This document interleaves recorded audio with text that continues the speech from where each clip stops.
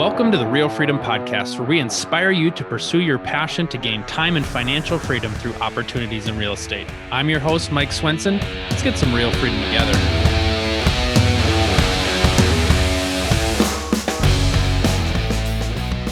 All right, welcome everybody to the Real Freedom Podcast. And today I am so excited to share with you, we've got Lane Kawaoka here. And Lane's going to share, his background actually was engineering. So, we think about the people that were raised, get a good education, get a good job, invest in your 401k, and you're going to have enough money to retire. And so Lane is here to kind of share how his path has gone outside of that, thinking about your parents and that's the path that they took. But now you're investing full time. You've got simplepassivecashflow.com. You've got your podcast, a couple of awesome YouTube channels, and over 6,000 units right now that you're investing in. So welcome, Lane. So excited to have you here. And if you just want to share a little bit more about your story. Yeah. Exactly what you said. I call it the linear path. We're all kind of brainwashed to invest in your 401k, buy a house to live in, work at a job, do the 401k stuff. I learned pretty early on that I bought a rental pretty early and I got that taste of cash flow, right? That monthly revenue after expenses, repairs, property management. And I was like, wow, if I keep doing this, I'll be able to quit my day job, fire my boss. So I tried to get educated on it a lot more, started to buy properties that were better rent to value ratios, started investing in Seattle, but then realized, sophisticated investors invest in more places like the Midwest, like Arizona, Texas, Alabama, Florida, places like that you wouldn't think otherwise. And started in 2009, around 2015, I had 11 rentals. And that was kind of when I transitioned more as a credit investor to private placements and syndications. Well, and it's interesting because, talking about, getting a good job, investing in your 401k. I was an entrepreneurship major in college, and I remember, taking classes and talking with some of my classmates about investing in stocks. And I remember, thinking about how much money could I put into my 401k. I made a spreadsheet of, if I hit this rate of return and I continue to contribute this much, here's how much money I'll have at the end of, of my retirement, or when I guess of my start of retirement.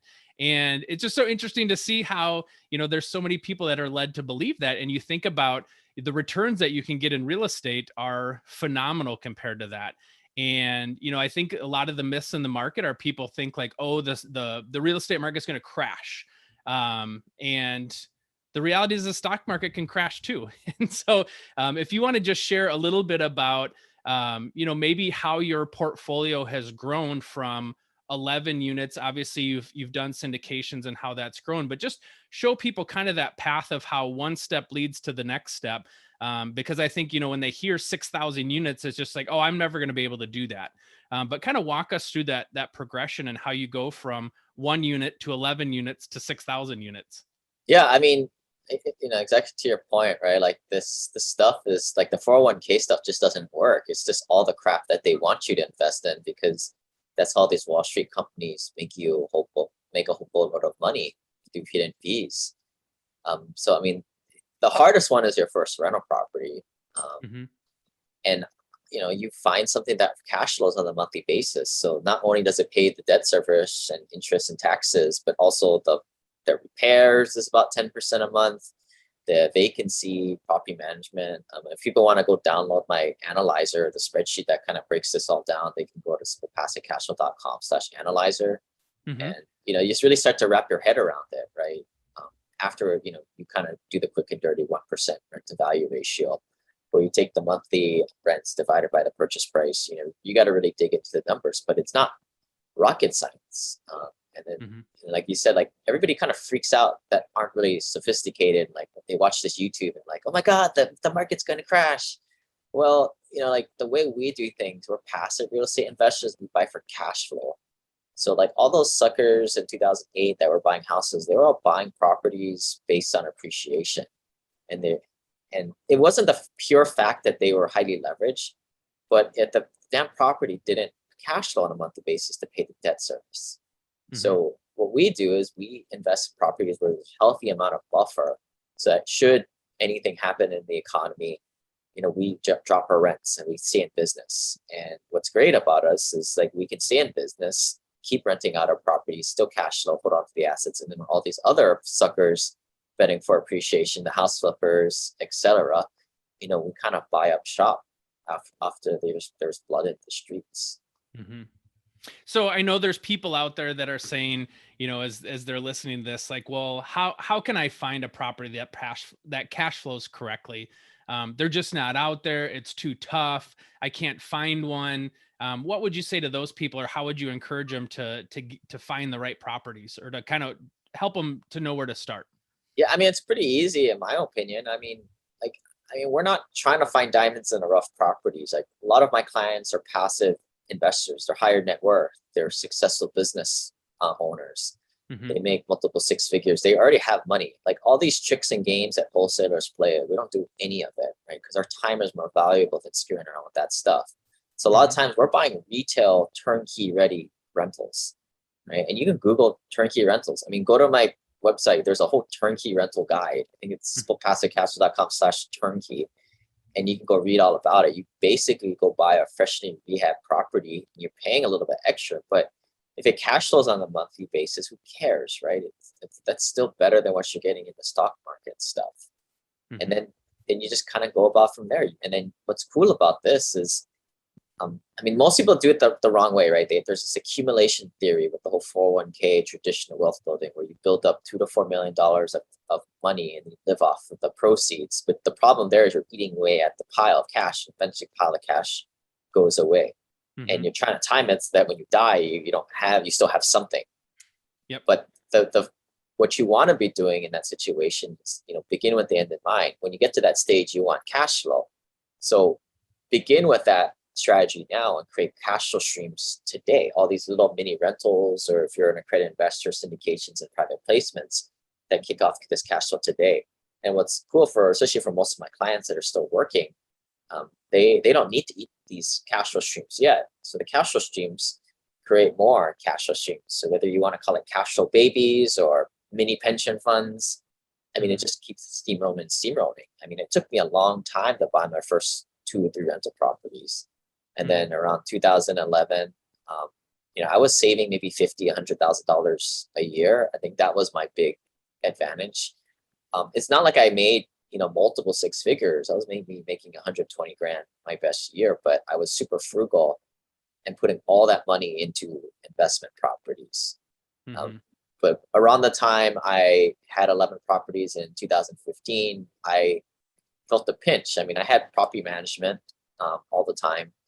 I don't know how to do a eviction or these, I don't know how to fix toilets, right? But so you hire professionals to do all this stuff. But for 11 rentals at a few $100s a cash flow each, you have maybe $3,000 a cash flow a month, which is awesome. But I don't know what American family can survive off of that. Most of my clients, they talk about $10,000 passive a month as kind of like the baseline. And to get that, you're going to need 30 rental properties to do that. And with 11 rentals, I had maybe an eviction or 2 every month, every year. Some kind of big issue that happened every quarter, like a tree falling on the house or like a flood in a basement or something like that. Not a problem, right? But when you have 30 rentals, you multiply the exception rate by 3, and now you're talking about eviction every other month. It's some kind of big catastrophe almost every few weeks. And that was where I started to search for the next thing, got around other high-paid doctors, lawyers, engineers, and found that they were investing in private placements as a LP passive investor. Well, and I think that's when you said, think about begin with the end in mind, right? Is my goal to go fix all the toilets, right? There's always as the landlord, it's the leaky toilet at 2 a.m., right? So is my plan to do that? Well, no, then you find good people that can help, that you can use to leverage your time, and eventually it's going to leverage your income, and it's going to help you to grow faster. So I think, a lot of times people think they have to do every single thing on that first property, and you spend so much time doing that stuff that you don't get to focus on the next property and the next property. So now when you got started, were you were you investing in properties in Hawaii, or were you already looking in other states kind of at the beginning there? Yeah, I mean, my first few properties were in Seattle because I happened to live there. Even Seattle, you don't want to invest there because the rent to value ratios are horrible. Just like Right. California, Portland, New York, Boston, like you just don't invest in these primary markets. You got to look for these more secondary and tertiary markets, like a Birmingham, Atlanta, Indianapolis, Kansas City, place like that, where the rent to value ratios work out there. So then looking in other states, how did you go about finding the properties and then finding people to help you with buying the properties? Yeah, so you can go about this two ways. You can go after a straight turnkey provider Yep. who can help you kind of, you're overpaying a little bit by doing it that way, but it's fine. I mean, they hook you up with a property manager, or you can kind of go to a broker and kind of find out the teams that they would recommend. And that's how you find your property manager. The property manager is the most important part of this whole thing, finding a Mhm. good one. But this is where it's like your network is your net worth. Find other pure passive investors. That's where we have our community of other passive investors to kind of leverage off of, and don't work with just randos off the internet. That's or certainly don't go after like the big brokerages like Century 21, Keller Williams, etc., because you're just working with the dude that can't sell houses. You're looking for like a good property manager that can handle Class B and C tenants. So let's talk about the class tenants a little bit, because I know that's something for a newer investor. You've got A, B, C neighborhoods, and tenants. So talk through that for somebody who doesn't really know what's class A, class B, class C. Yeah, I mean, we can break it down. We talk about in terms of tenant class and then asset class. Hmm. So the asset class that's a simpler one. Like the newer properties, those are class A. Once you get around 1990s to 1970s, that's more of a class B asset, and the 1960s and older is class C, and then D and F. I mean, that's just old crap, at that point. Hmm. Yeah, and I mean, there's no hard and fast rule with this stuff, especially with the tenant profile class, right? Or the neighborhood quality. So like A class is your cool yuppie areas, right? Where a young gal can go running in the evening time. Hmm. Where in the class B area, that's something ain't happening. Like you know, you and I wouldn't be really hanging out in a class B area, unless you're rolling with a bunch of friends, right? Hmm. Um, class C, we wouldn't really want to be there during the daytime. But most people are like, well, those are where you get the best returns, right? The class D and F, but Hmm. that's also coupled with the most headaches there. So like that's where like the sweet spot is kind of in the middle, that B class area. It's not going to be in the best school districts. It's not going to be in the safest of areas, but Hmm. at least you're not going to have like homicide or those kind of extremely violent crimes in that area. Like this is the sweet spot, and this is I think what scares away a lot of investors, right? Like most people think of investing in sexy luxury type of stuff, but the reason why we invest in the B class stuff is it's the lower middle class of America. That's where the most demand is for this type of stuff. And in recessions, it's the A class people who lose their jobs and cascade down to the B's and the C's. The B's move to the C's. And that's why we kind of like to stay positioned here, because we're hedged against any type of bad economic times. Yeah. Well, and I think a good point, a good thing to remember too is, yeah, it may not be a neighborhood that you're planning on living in, and yet at the same time, there's lots of people that do enjoy living there and need to live there. And so I think that's the difference, thinking about a mindset of an investor versus a homeowner is you do have to separate yourself, like, oh, that's not a neighborhood that I would like to live in. Well, that's okay. You're not living in that neighborhood. Your tenant's living in that neighborhood. So, and Yeah. yeah, each person's a little bit different. You may enjoy a certain neighborhood, somebody else may not enjoy that neighborhood. So you're just finding properties that are a good fit for you and a good fit for what your goals are and what you want to do, right? Yeah. Yeah. I mean, most of our clients, they live in California or Hawaii or some high priced area. A lot of time, I mean, this is just for me personally, like it's a culture shock.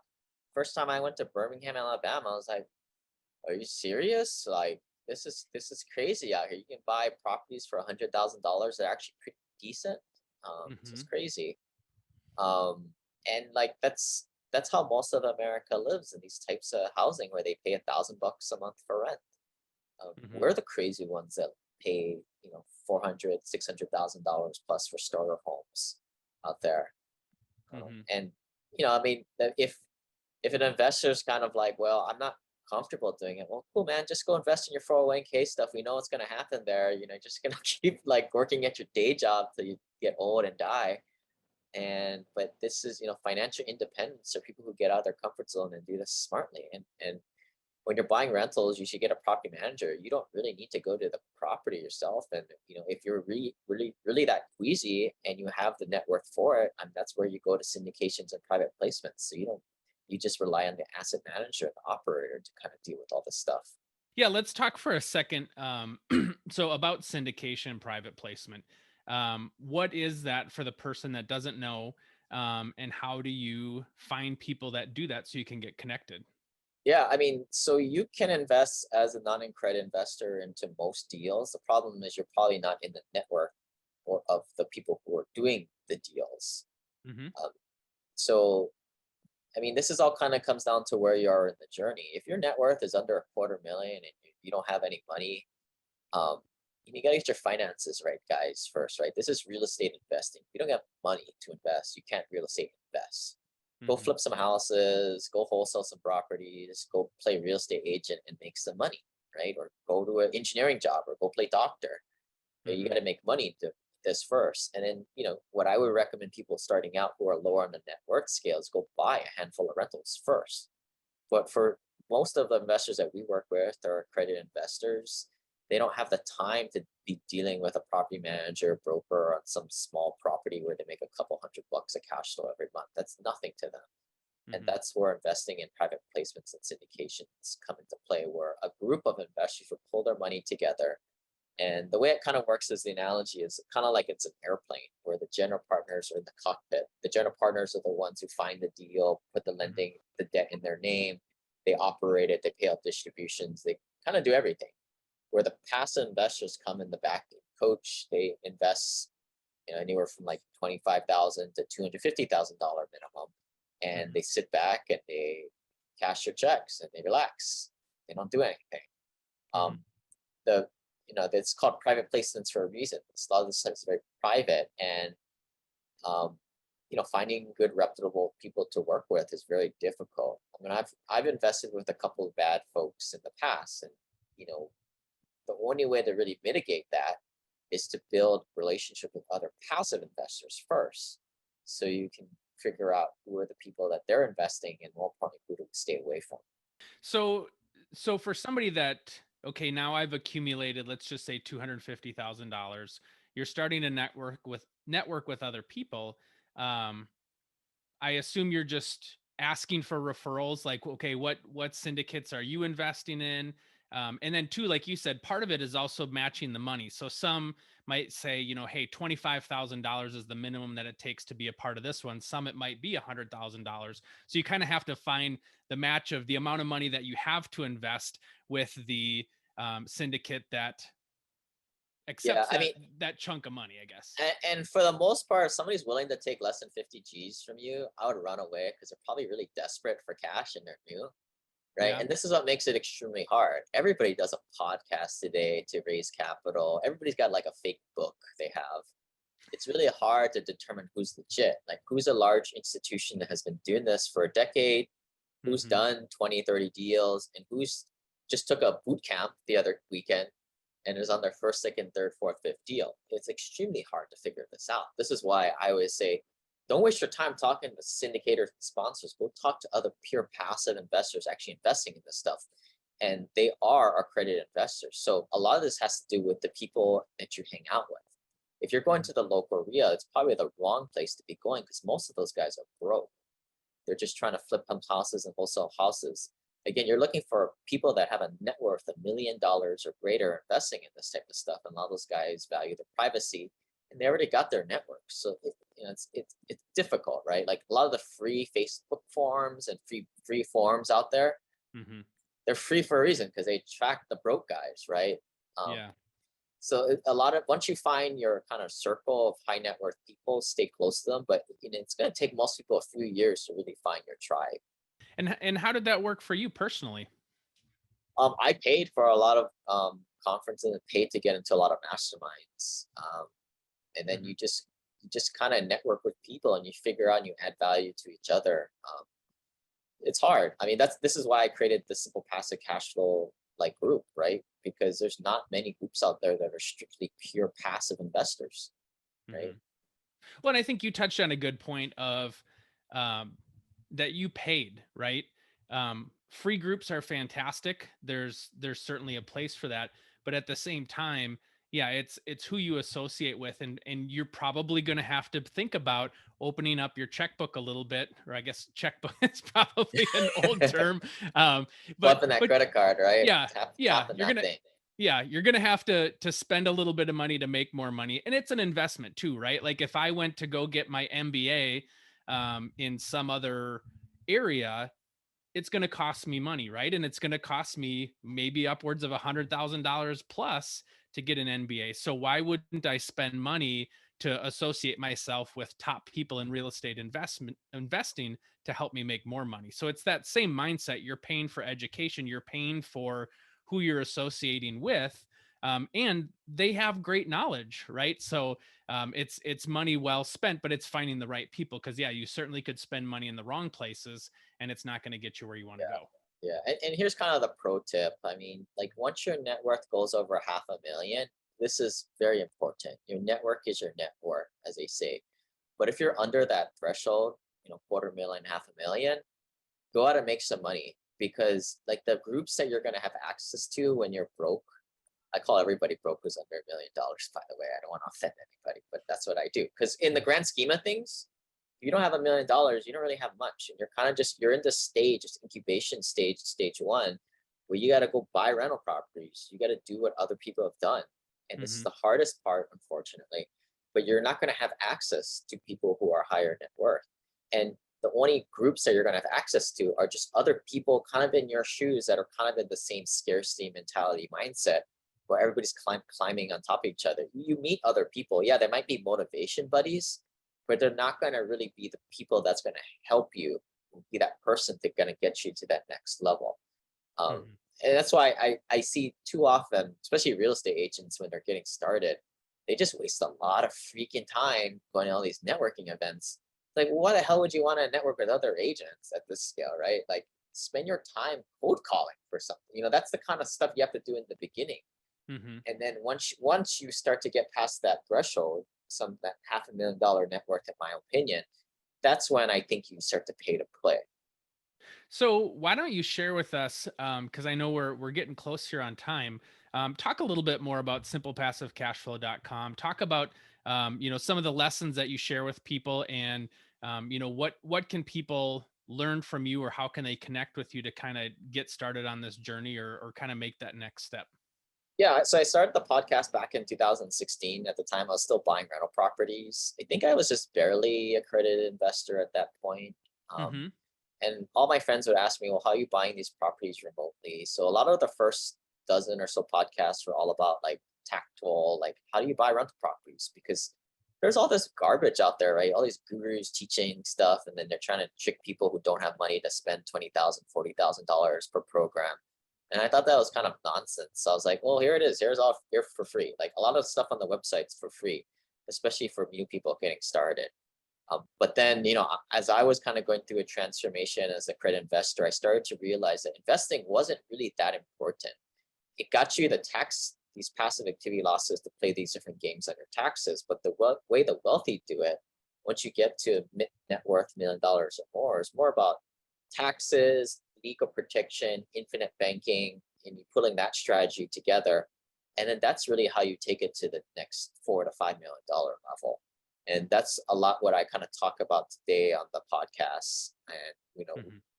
basically breaking down the secrets of the wealthy. And what I realize is the stuff that the wealthy do is very different than what the average people are taught, right? Like don't do Hmm. 401ks, don't do any retirement plans. I don't know why. I was talking to a family office friend, and then he was like, dude, what is this like qualified retirement plans people got? Like, I don't know, man. That's what like broke guys, like people try and sell this stuff to broke guys as retirement accounts.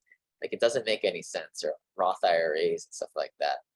Mhm. That's maybe what the Peter Thiels are doing because they're doing these things nefariously. But like that's not what really like wealthy people do. Like they invest in real estate that's tax free anyway. They pay their taxes on stuff now to get it out of that broken system. Mhm. Um, so that's just kind of simplepassivecashflow.com is all about, and of course the podcast associated with it. Yeah. And I would encourage folks to, I mean, you've got a lot of great information on your YouTube channel that people can see. And so obviously you're very sophisticated in your approach and you've been at this a long time. And for people just getting started, just spend some time on the YouTube channel. You've got some great educational pieces. Listen to the podcast and really start to take those steps. But I love what you said with the mindset of begin with the end in mind, because yeah, do you want to be the person that follows the 4% rule where you're just taking out 4% of your 401k and hope that you don't outlive your retirement plan? Or do you want to be the person that builds income that consistently has that coming in? Because when you're retired, wouldn't it be nice to have more and more income coming in versus just hoping, hey, I hope I don't outlive all this money that I've saved, that I've been spending the last 40 years working on? Yeah. Yeah. I mean, I'd say like if people are accredited investors, shoot me an email, Lane at simplepassivecashflow.com. Check out the info page, simplepassivecashflow.com/syndication. But if you guys are just getting started, I mean, you guys got to pick up rental properties. You guys can get access to my free remote rental e-course by texting word remote to 314-665-1767. So that's kind of my way to kind of give back. And you guys got to get on it. Stop flipping houses and buying and selling houses. That's more active stuff. You got to get more passive. Yeah. Yeah, and you're not going to get to 6,000 unless you start. So for those people that are just thinking, gosh, I just don't know where to start. I just don't know what to do. The key is you got to get in it and you're going to learn as you go. So at some point you've got to make the jump in to be able to get to 6,000 units, but it all starts with 1. And then in your case, you got to 11, and then that hockey stick growth happens after that. Well, thank you so much, Lane, for coming on. Really appreciate you sharing. Simplepassivecashflow.com. I know we're going to have that on the screen. We're going to have that in the show notes as well. So reach out to Lane and get educated, and would love to hear when the person that hears this gets to 6,000 units down the road. So thanks so much for sharing, Lane. You're obviously just a wealth of information, and we appreciated having you on. Thanks, Mike.